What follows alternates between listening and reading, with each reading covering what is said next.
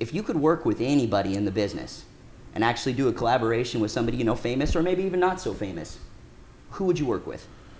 Oh man, I think if I had the chance to work with anyone in this business right now, you know, we had the chance to tour and hang out with the guys in Seven Dust a lot about a month and a half ago, and you know, getting into a studio with Morgan Rose or Clint Lowry or anyone from that band, I think would be awesome. I think anything that would come out would be incredible. You know, I mean, as far as producers, you know, Johnny K, maybe being able to work with like David Bendith or Howard Benson or something like that would be an awesome collaboration. You know, it'd be something I'd really get into and something I'd really enjoy. A lot of bands kind of start to sound the same, and everybody kind of becomes one wash.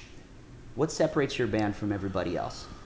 I think what separates us from, you know, everything else that's coming out is you can't put your finger on the music that we release. You know, I mean, we pull influences from classic rock to hard rock to metal music to electronic music. You know, I mean, when you listen to a 7 Day Sonnet song, you're listening to a song that has all these different influences built into it. You know, and that's what that's what I really dig about this band, is the fact that you can't really just put your thumb on what our sound is. You know, it's all these different things kind of mashed together, and I think that's what makes us a creative, sets us apart, I guess, from everything else that's out there. You know, you're out on the road, you're traveling around, you're meeting people, you're picking up fans here and there.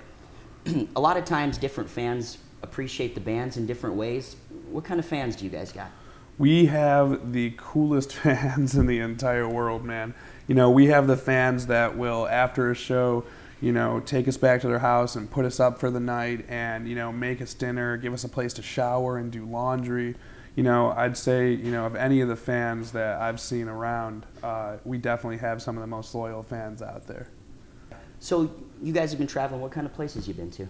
Oh man, as far as places around the country, I mean, we've been all around the South, from Texas to Florida, all along the East Coast, all the way up to New Hampshire and Connecticut.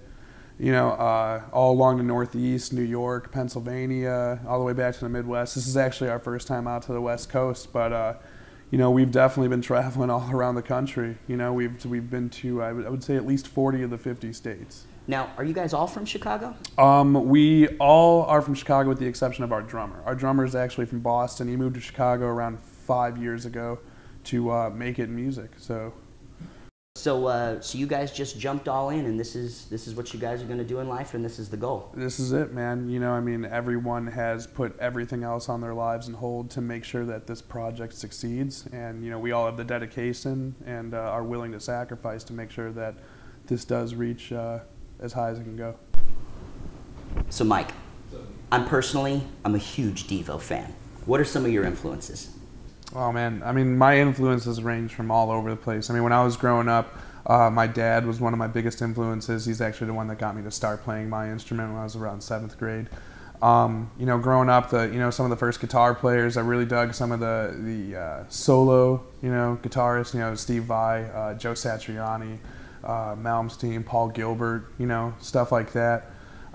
As far as bands, you know, what kind of got me into my writing style were bands, you know, similar to like Seven Dust or like that metal kind of genre. You know, when I really started to take music seriously and get passionate about it was in that genre, you know, of new metal and stuff like that. So I would say overall, you know, a lot of the classic rock too, you know, like Zeppelin and stuff. It's all over the place. It's all over the place as far as bands have influenced me.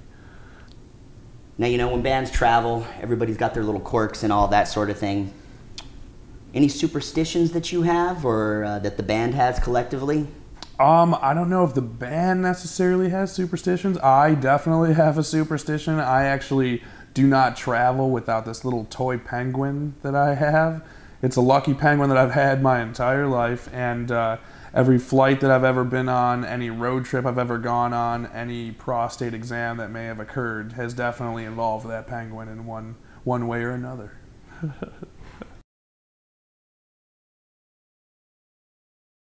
Oh crap! Yeah, man. We did this date in Waterloo, Iowa, Rockstock, and you know, we got the chance to play with some of the industry's biggest bands right now: Alter Bridge, Black Stone Cherry, Theory of a Dead Man, and growing up, I was always a huge Mark Tremonti fan. I always dug Mark Tremonti. You know, being able to hang out backstage at a tour bus underneath a tent and sit down with Mark Tremonti and, you know, pick his brain about stuff and just talk to him about the industry. And I mean, the dude sold over 20 million records, man. You know, so being able to chat with people like Mark Tremonti, Clinton Morgan from Seven Dust, you know, Josie and Paul from Saliva, you know, Matt and Ricky from Rev Theory, you know, I mean, it's just being able to meet and talk to those people that you look up to and you idolize when you're a kid, and pick their brain about the industry. You know, it was definitely an experience that I won't ever forget.